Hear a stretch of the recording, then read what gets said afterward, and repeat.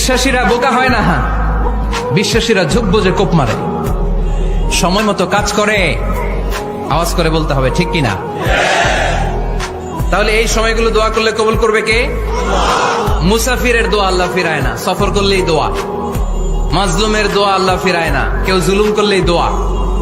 আম্মা আব্বার দোয়া নিলে এই দোয়া আল্লাহ ফিরায় না। আম্মা আব্বার কাছে দোয়া চান তো? গোটা দুনিয়ার সব পীর সাহেব কোরআন খতম করে এইখানে ফু দিছে এই বোতলে, আপনার আম্মা শুধু বিসমিল্লাহ বলে এই বোতলে ফু দিছে, মুহূর্তের মধ্যে আপনার মায়ের দোয়াটা আরো উঠে যাবে। এজন্য আব্বা আম্মার কাছে দোয়া চাবো, রাজি আছেন? রাসূল সাল্লাল্লাহু আলাইহি ওয়াসাল্লাম বলেছেন, যেই ব্যক্তির জীবনে বালা মুসিবত দুঃখ কষ্ট লেগেই থাকে, কেন লেগে থাকে?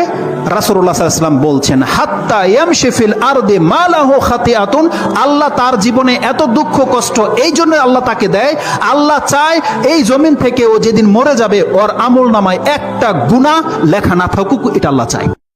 আল্লাহ, আমি ছাড়া এই দুনিয়াতে তোমার গোলামের অভাব নাই, কিন্তু তুমি ছাড়া আমার আর কোনো রব না। তুমি ছাড়া আমার কথা শোনার, আমার ডাকে সাড়া দেওয়ার দ্বিতীয় আমার কেউ না। তুমি মাফ করতে পারো, তুমি ক্ষমা করতে পারো, সব গুনাহ আজকে স্বীকার করলাম।